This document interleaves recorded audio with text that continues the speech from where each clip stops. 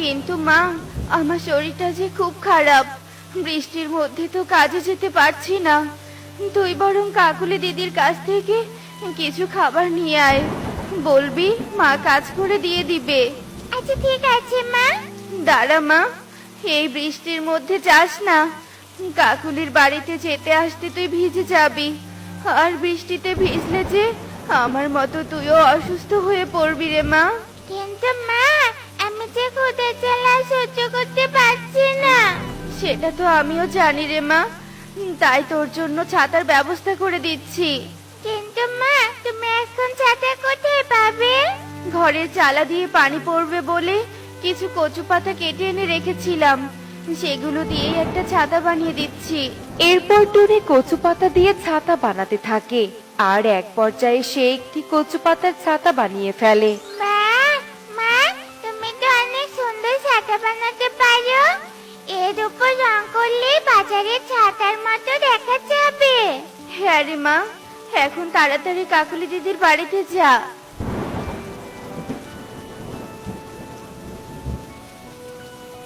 কাকুলি মাসি, ও কাকুলি মাসি, দরজাটা একটু খোলো না। কি হয়েছে রে টুকি? বৃষ্টির মধ্যে আমাদের বাড়িতে এসে এমন চিৎকার চেঁচামেচি করছিস কেন? আসলে মাসি, আমার খুব ক্ষুধা পেয়েছে। মা অসুস্থ থাকে, কাজ করতে পারেনি বলে ঘরে কোনো খাবারও নেই। তাই তুমি যদি আমাকে একটু খাবার দিতে তাহলে খুব উপকার হতো। আমার তো এত উপকারের দরকার নেই, নিজেরই খাবার পাই না, আবার আরেক ভিখারি এসেছে ভিক্ষা নিতে। মা, তোমার হাতের খিচুড়ি খুব মজা হয়েছে। একি টুকি তুই কচু পাতার ছাতা কোথায় পেলি? আমার মা বানিয়ে দিয়েছে রে কনক। দে তো দেখি ছাতাটা কিভাবে বানিয়েছে। এরপর টুকি কনককে ছাতাটা দিয়ে দেয়, আর কনক ছাতাটা নিয়ে ঘরে চলে যায়। কনক, আমার ছাতা নিয়ে ঘরে গেলি কেন? আমার ছাতা আমাকে দিয়ে দে। আমার ছেলেটা তোর ছাতাটা নিয়ে দেখছে, তাই তো সহ্য হচ্ছে না, আবার আমার কাছে খাবার চাইতে এসেছিস। ভেবেছিলাম তোকে খাবার দিব, কিন্তু তুই যে হিংসা, তোর মতো হিংসা পাখিকে কোনোদিনও খাবার দিব না। যা এখান থেকে। আমি তো ভেবেছিলাম কনক বুঝি ছাতাটা আমাকে দিবে না। আচ্ছা ঠিক আছে, তাহলে দেখ কনক, আমি বাইরে দাঁড়িয়ে আছি। হ্যাঁ, তুই বাইরেই দাঁড়িয়ে থাক, তোকে আর ছাতা দিচ্ছি না। এসব বলে কাকুলি দরজা বন্ধ করে ঘরে চলে যায়। আর এভাবেই বেশ কিছুক্ষণ কেটে যায়। কাকুলি মাসি, দরজাটা খোলো। কনক, আমার ছাতাটা দিয়ে দে, আমি সুখী মাসি বাড়িতে যাব। তোর ছাতা ভেঙে গেছে, এখন চিৎকার না করে আমাদের ঘরের সামনে থেকে চলে যা তো। তুমি মিথ্যে বলছো, তোমরা খুব খারাপ। আমাকে খাবারও দিলে না, আবার আমার মা কষ্ট করে ছাতা বানিয়ে দিয়েছে সেটাও দিচ্ছ না। আমি মাকে সবটা বলে দিব। এসব বলে টুকি কাঁদতে কাঁদতে সেখান থেকে সুখীর বাড়িতে চলে যায়। সুখী মাসি, ও সুখী মাসি, দরজাটা একটু খোলো গো। আরে মা টুকি, তুই বৃষ্টিতে ভিজে আমাদের বাড়িতে এসেছিস কেন? তারপর টুকি কবুতরকে সব কথা খুলে বলে। ওহরে, তোর কথা শুনে খুব খারাপ লাগছে, কিন্তু আমাদের ঘরেও যে খাবার নেই, আর তোর সুখী মাসি তার মায়ের বাড়িতে বেড়াতে গেছে। বৃষ্টি না থামলে যে আমাকেও না খেয়ে থাকতে হবে। আচ্ছা ঠিক আছে কবুতর আঙ্কেল, আমি তাহলে আসি। এরপর টুকি বাড়িতে চলে আসে আর টুনিকে সব কথা খুলে বলে। শয়তান কাকুলি তো খুব খারাপ, মেয়েটাকে খাবারও দেয়নি, আবার ছাতাটাও কেড়ে নিয়েছে। মারে, একটা কচু পাতা আছে, তুই বরং কচু পাতাটা মাথায় দিয়ে মানুষের রাজ্যে যা। ভালো মানুষ হলে তোকে ঠিক কোনো খাবার দিবে। আচ্ছা ঠিক আছে মা, যাচ্ছি। এরপর টুকি কচু পাতা মাথায় দিয়ে মানুষের রাজ্যে যাওয়ার জন্য বাড়ি থেকে বেরিয়ে পড়ে, আর সে উঠতে উঠতে মানুষের রাজ্যে পৌঁছে যায়। ওই তো একটা মানুষের বাড়ি পেয়েছি, আমি বরং ওই বাড়িতেই যাই। বাড়িতে কেউ আছো?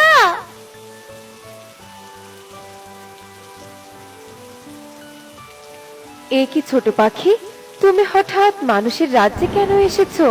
আমার খুব ক্ষুধা পেয়েছে, আমাকে কিছু খাবার খেতে দিবে? আচ্ছা ঠিক আছে, তুমি এখানে দাঁড়াও, আমি এখনই তোমাকে খাবার দিচ্ছি।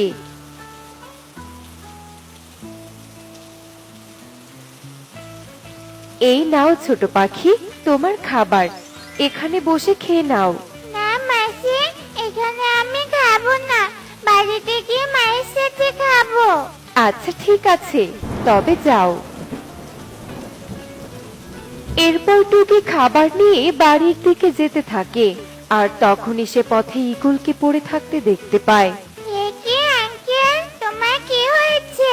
বৃষ্টির মধ্যে এভাবে পড়ে আছো কেন? আমি অনেক দূরের বন থেকে ব্যবসার কাজে শহরে গিয়েছিলাম, কিন্তু এই বনে আসতেই খুব জোরে বৃষ্টি শুরু হয়। আর সকাল থেকে বৃষ্টি থামার অপেক্ষা করছি, কিন্তু বৃষ্টি তো থামছে না। এদিকে পেটেও খুব ক্ষুধা পেয়েছে, তাই এই গাছের নিচেই শুয়ে পড়েছি। তুমি এই খাবারগুলো খেয়ে আমাদের বাড়িতে চলো, এখানে এভাবে বৃষ্টিতে ভিজলে তো তুমি অসুস্থ হয়ে যাবে। আচ্ছা ঠিক আছে রে মা, দে দেখি। এরপর ইগল টুকির কাছ থেকে খাবার নিয়ে গপ গপ করে খেয়ে নেয়। আর তারপর টুকির সাথে বাড়িতে চলে আসে। মা টুকি, মানুষের রাজ্যে গিয়ে খাবার পেয়েছিলি? আর এই পাখিটাকে ঠিক চিনলাম না তো। এ মানে মা? তারপর টুকি টুনিকে সব কথা খুলে বলে। অন্যের বিপদে সাহায্য করে ভালোই করেছিস রে মা। তুমি কাজটা ঠিক করনি মা, নিজে এত ক্ষুধার্ত থেকে খাবারগুলো কেন আমাকে দিয়েছো? আমি তো ক্ষুধার্ত থাকায় এত কিছু না ভেবে খাবারগুলো খেয়ে ফেলেছি, কিন্তু এখন আমার খুব খারাপ লাগছে। চিন্তা করো না আঙ্কেল, আমার ক্ষুধা চলে গেছে, আর মায়ের জন্য আমি আবার মানুষের রাজ্যে গিয়ে খাবার নিয়ে আসছি। বৃষ্টি তো থেমে গেছে, তোমাকে এখন খাবার আনতে কোথাও যেতে হবে না। আমার সাথে বাজারে চলো, আমি তোমাকে খাবার খাওয়াবো আর তোমার মায়ের জন্য ঔষধ কিনে দিব।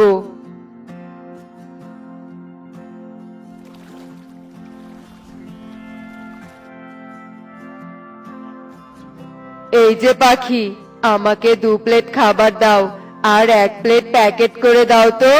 আচ্ছা ঠিক আছে দাদা, দিচ্ছি।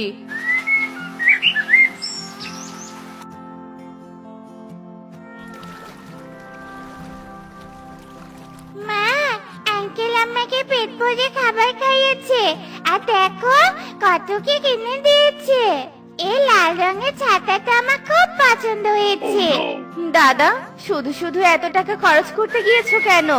সমস্যা নেই, আমি অনেক বড় ধরনের ব্যবসা করি, আমার টাকার কোনো অভাব নেই।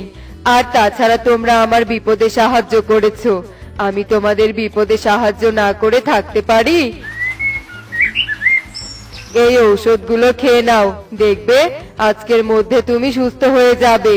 আচ্ছা ঠিক আছে দাদা।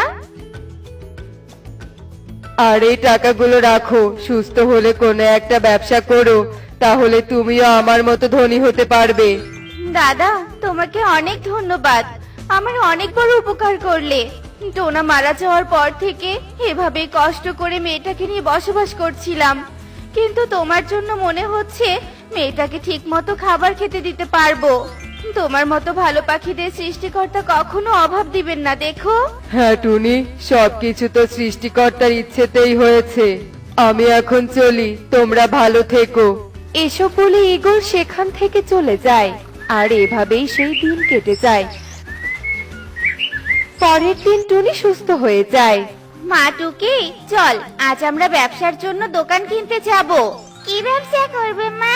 ছাতার ব্যবসা করবো রে মা, কারণ গরিব পাখিরা বেশি টাকার জন্য ছাতা কিনতে পারে না, তাই খুব কম দামে গরিব পাখিদের কাছে ছাতা বিক্রি করব। হ্যাঁ মা, তুমি একদম ঠিক বলেছো। এরপর টুনি ও টুকি বাজারে চলে যায়। আর এভাবেই সেই দিন কেটে যায়। পরদিন কাকলি ছাতা কিনতে বাজারে চলে আসে। টুনি, তুই বুঝি এখন ছাতার দোকানে থাকিস? আমাকে একটা ভালো ছাতা দে তো। হ্যাঁ কাকুলি দিদি, আমি ছাতার দোকানে থাকি ঠিকই, কিন্তু তুমি জানো এটা আমার দোকান। আচ্ছা এবার বলো তো কি রঙের ছাতা নিবে? তোর দোকান মানে? তুই এত টাকা কোথায় পেলি যে ব্যবসা শুরু করলি? সৃষ্টিকর্তা চাইলে সবই সম্ভব। তবে তোমার মতো সব পাখিরা যদি অন্যের বিপদে সাহায্য না করে আরো বিপদে ফেলার চেষ্টা করে তাহলে আর উন্নতি করা সম্ভব নয়। আমাকে ক্ষমা করে দে রে টুনি, সেই দিন তোর মেয়ের সাথে অন্যায় করা আমার ঠিক হয়নি। এসব বলে কাকুলি সবার সামনে লজ্জা পেয়ে সেখান থেকে চলে যায়। আরে বাহ, এবার তো অনেক নতুন শসা হয়েছে। যাই, এগুলো বাজারে বিক্রি করে আসি, নিশ্চয়ই অনেক ভালো দাম পাওয়া যাবে। আর দেরি করা ঠিক হবে না, যাই যাই।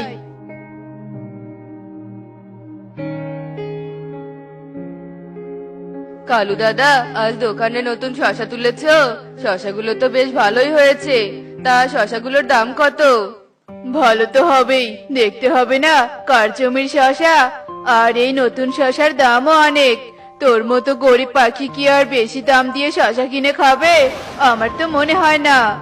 কালু দাদা, গরিব পাখি হলেও তো খেতে হবে, না হলে বাঁচবো কি করে? দাও 1 কেজি শসা দাও দেখি। যা দাম হয় তা আমি দিয়ে দিচ্ছি, তোমাকে চিন্তা করতে হবে না। আচ্ছা ঠিক আছে, দিচ্ছি। এরপর কালু কাক টোনাকে 1 কেজি নতুন শসা দিয়ে দেয়। আর টোনা শসা নিয়ে সেখান থেকে চলে যায়। আর দেখতে দেখতে কালু কাকের সব শসাও বিক্রি হয়ে যায়। কালু, তুমি বাজারে গিয়েছিলে? হ্যাঁ কাকুলি, আমি বাজারে গিয়েছিলাম। আর বাজারে যাওয়ার সাথে সাথে সব শসা বিক্রি হয়ে গেছে। অনেক লাভ হয়েছে জানো। কি বলছো কালু, অনেক লাভ হয়েছে? আমি কি আর মিথ্যে কথা বলছি নাকি? দেখছো না আমার হাতে কতগুলো টাকা। ও মা, তাই তো, আমি তো বিশ্বাসই করতে পারছি না গো। এসব কথা বলতে বলতে কালু কাকের বাড়িতে এক বড় ব্যবসায়ী চলে আসে আর কালু কাককে ডাকতে থাকে। মিস্টার কালু, আপনি কি বাড়িতে আছেন? দয়া করে একটু বাইরে আসুন। এই সময় আবার কে এলো কালু? দাঁড়াও, আমি গিয়ে দেখছি কে এসেছে। কে আপনি দাদা? আপনাকে তো ঠিক চিনতে পারলাম না। আমার নাম ঈগল, আমি শহর থেকে এসেছি। শুনেছি এ বনে আপনি নাকি সবচেয়ে বেশি জমির মালিক, তাই আমি চাই আপনার জমির সব সবজি কিনে নিতে। কি বলছেন কি আপনি? আমার জমির সব সবজি কিনে নিবেন? তাহলে তো ভালোই হয়, আমাকে আর কষ্ট করে সবজি তুলে বাজারে নিয়ে যেতে হবে না। আচ্ছা ঠিক আছে, আপনি কোনো চিন্তা করবেন না। এখন থেকে আমার জমির সব সবজি আমি আপনার কাছে বিক্রি করব। আচ্ছা ঠিক আছে, আজ তবে আমি আসি। তবে যাওয়ার আগে টাকাটা অগ্রিম দিয়ে যেতে চাই। সময় মতো এসে সবজি নিয়ে যাব, কেমন? এরপর ঈগল কালু কাককে অগ্রিম টাকা দিয়ে সেখান থেকে চলে যায়। আর কাকুলি কালু কাককে বলতে থাকে, কালু, ওই পাখিটা কে ছিল? উনি একজন বড় ব্যবসায়ী। উনি এখন থেকে আমাদের জমি সব সবজি কিনে নিবে। এই দেখো, অগ্রিম টাকাও দিয়ে গেছে। এবার আমরা আরো ধনী পাখি হয়ে যাব। হা হা হা হা হা। তাহলে তো খুব ভালো কথা, তবে বেশি লোভ করতে যেও না, বুঝেছো? কাকুলি, তুমি আজে বাজে কথা বলতে এসো না তো। সরে যাও, আমার অনেক কাজ পড়ে আছে, আমাকে জমিতে যেতে হবে। এরপর কালু কাক তার জমিতে চলে যায় আর নতুন করে জমি প্রস্তুত করে এবং তাতে আবারও শসা চাষ করে। এভাবেই বেশ কিছুদিন কেটে যায়। আর একদিন ঈগল কালু কাকের কাছে আসে। মিস্টার কালু, আপনার জমির সবজি কেমন হয়েছে?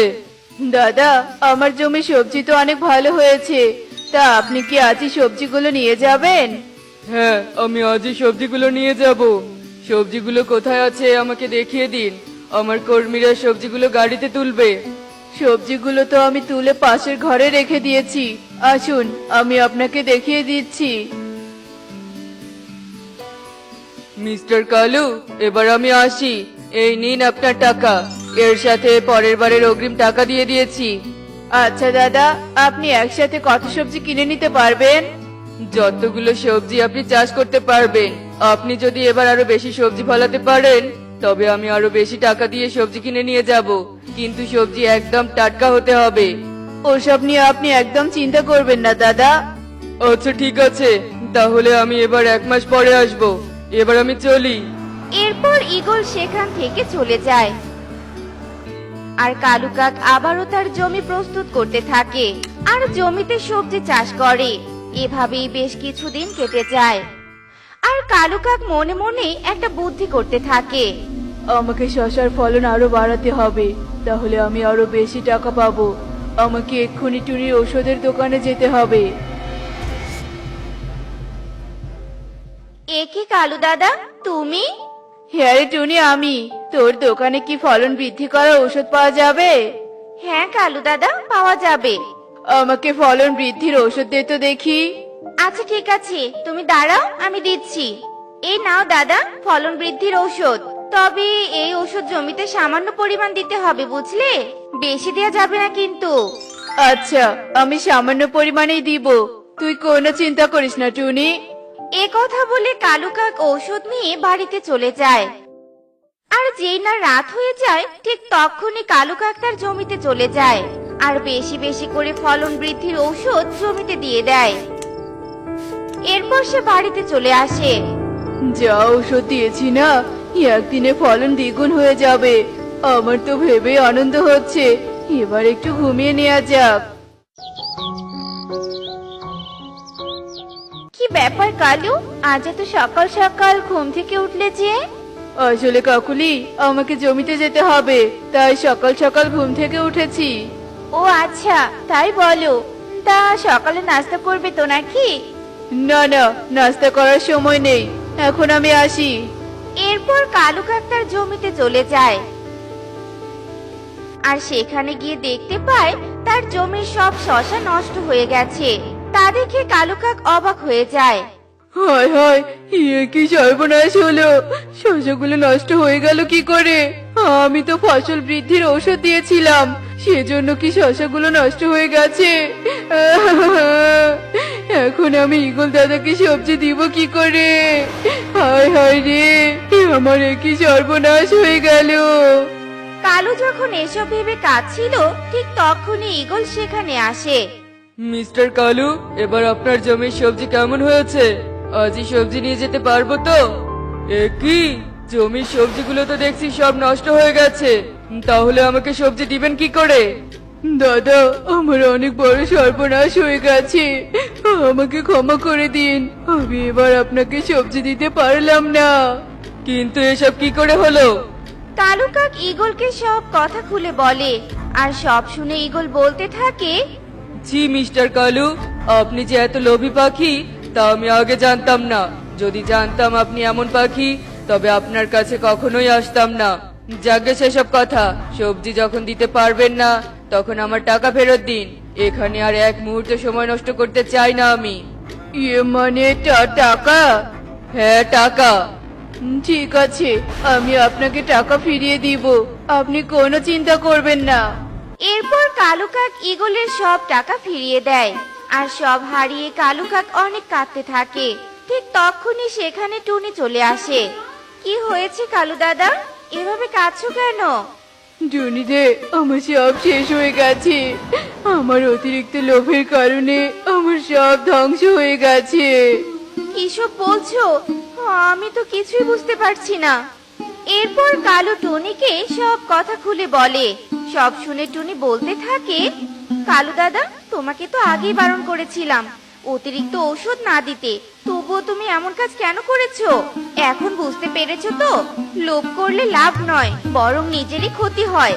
তাই আমাদের কখনোই লোভ করা উচিত নয়, উচিত সবসময় পরিশ্রম করা, আর তাহলেই জীবনে সফলতা আসবে। হ্যাঁ টনি, বুঝতে পেরেছি। এখন থেকে আমি আর লোভ করব না, এখন থেকে আমি অনেক অনেক পরিশ্রম করব।